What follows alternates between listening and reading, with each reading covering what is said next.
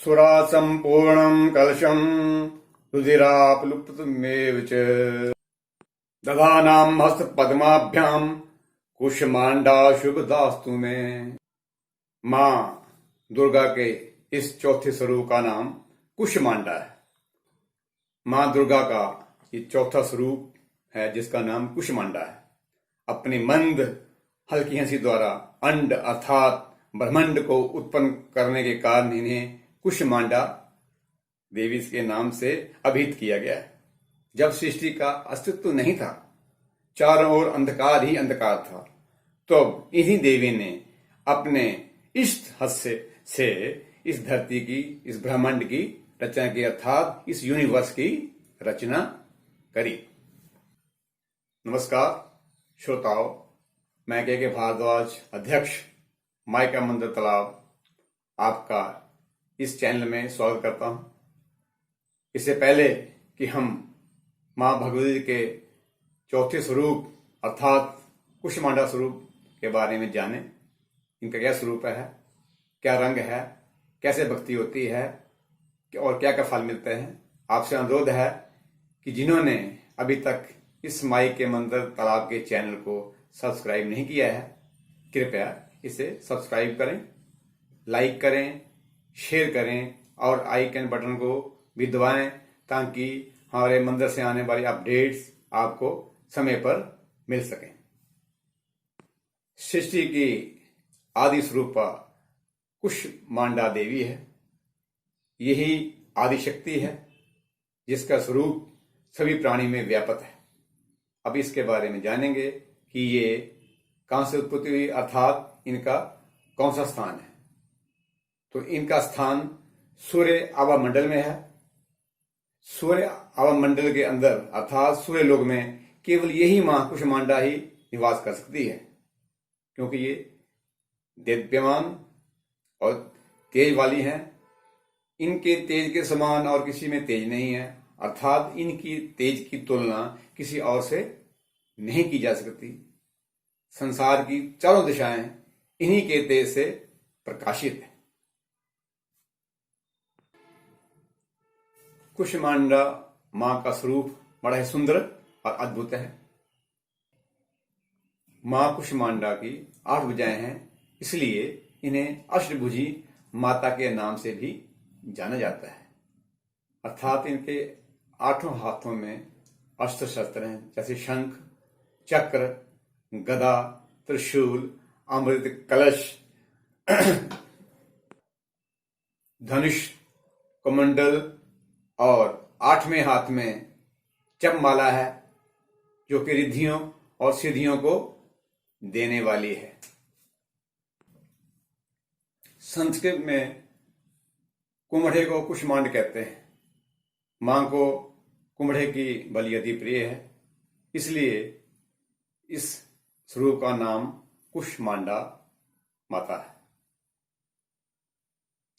नवरात्र के चौथे दिन मां के इस स्वरूप का ध्यान हृदय में अर्थात अनहद चक्र में, जो चौथा चक्र है शरीर में, उसमें किया जाता है।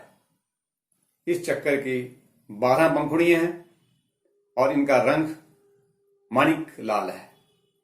ये हृदय स्थान सुरक्षा, यश, ये चक्र आत्मा का, मर्यादा का और सुरक्षा का है।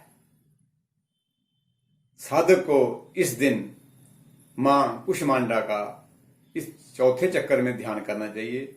मन को अचंचल करके, शुद्ध करके इसमें मां की पूजन अर्चन करनी चाहिए। ये आत्मा का स्थान है। इसमें साधक को शुद्ध चित्त मन से और चंचलता छोड़ के मां का कुष्मांडा स्वरूप का, जिसके हाथों में अस्त्र शस्त्र हैं, उनका ध्यान कर मां को पूजना चाहिए। कुष्मांडा की पूजा करने से मनुष्य को आयु, यश, बल मिलता है। जब असुरक्षा का भाव होता है, उससे सुरक्षा मिलती है।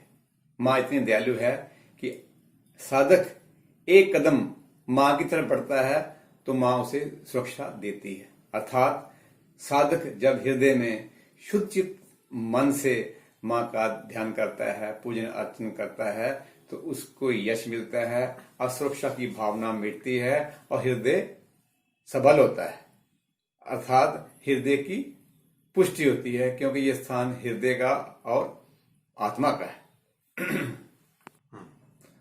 साधक जब मां की तरफ एक कदम बढ़ाता है तो मां कुष्मांडा उस पर कृपा करती है और सूक्ष्म रूप में उसे कई प्रकार की सुखों की अनुभूति होती है, अर्थात उसका जो भव सागर से तरने का मार्ग है वो प्रशस्त होता है।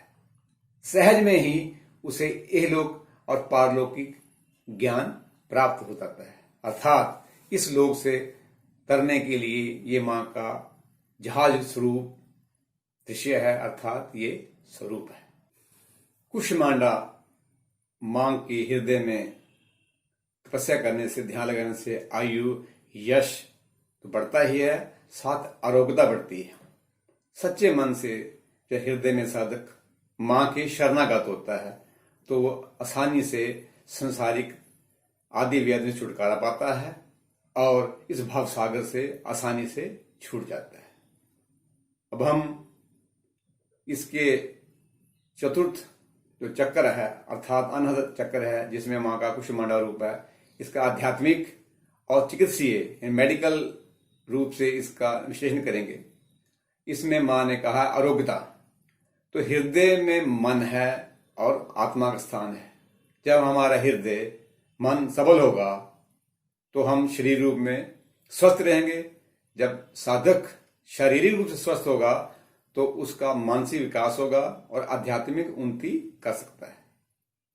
तो इसमें साधक को मां का स्वरूप देखकर, अर्थात अष्टभुजी मां है, मन में ये निडरता लानी चाहिए कि मां मेरे हृदय में है, अर्थात मुझे कोई आदि व्याधि नहीं व्याप सकती, कोई रोग मुझे नहीं लग सकता। तो इस प्रकार मां को हृदय में रखेंगे तो हृदय में कोई रोग नहीं होगा। अर्थात एक विशेष बात है इसमें, जिन प्राणियों को या साधकों को हृदय के रोग होते हैं, अर्थात उन्हें घबराहट होती है, विशेष करके स्त्रियों में असुरक्षता का भाव होता है, तो उसमें वो साधक या प्राणी हृदय पर दाएं हाथ रख के 12 दफा मां का एक ही सांस में, अर्थात सांस को मत लिए हुए मां भगवती का स्मरण करता है तो असुरक्षता का भाव और निर्दयता का भाव आता है।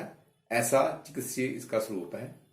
और दूसरा आध्यात्मिक स्वरूप यह है कि मां हृदय में है, मां हृदय में बैठी है, तो साधक जो है उस परम तत्व को आसानी से पा सकता है। भाव कि संसार में जब सुखी होगा तो मां की भक्ति करेगा।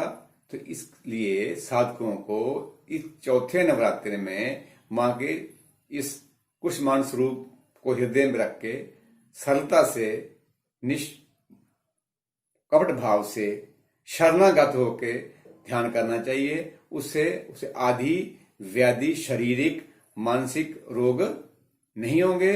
वो मन कर्म वचन से स्वस्थ होगा, भगवती की उस पर अपार कृपा होगी। इसलिए साधकों को इस चौथे नवरात्रि में मां का ध्यान करना चाहिए, क्योंकि वो संसारिक यात्रा को सुखपूर्वक कर सकें और फिर पारलौकिक। जब साधक हृदय में ध्यान करेगा तो आदि व्याधियां समाप्त होंगी, सुख समृद्धि होगी, उनकी उन्नति होगी, इहलौकिक अर्थात संसारिक रूप में वो पुष्ट होंगे और उसके उपरांत जो पारलौकिक उन्नति भी होगी। इस कारण प्राणियों को इस दिन हृदय में मां का ध्यान करना चाहिए।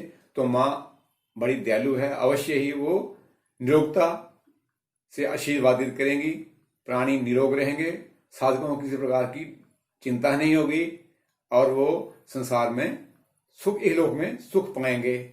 ऐसा मां का ये वचन है। इसलिए सभी साधकों को मां आशीर्वादित करें, उन पर कृपा करें, वो मां की शरणागत होकर इस चौथे नवरात्रि में मां का ध्यान अपने हृदय में अर्थात चौथे चक्कर में करें। साधकों से अनुरोध है कि जिन्होंने अभी तक इस माई के मंत्र के चैनल को सब्सक्राइब नहीं किया, कृपया इसे सब्सक्राइब करें, शेयर करें, लाइक करें और बेल आइकन बटन को दबाना ना भूलें, ताकि आपको मंदिर से आने वाली अपडेट्स समय पर मिल सके। सभी साधकों को मां आशीर्वादित करें। नमस्कार, धन्यवाद।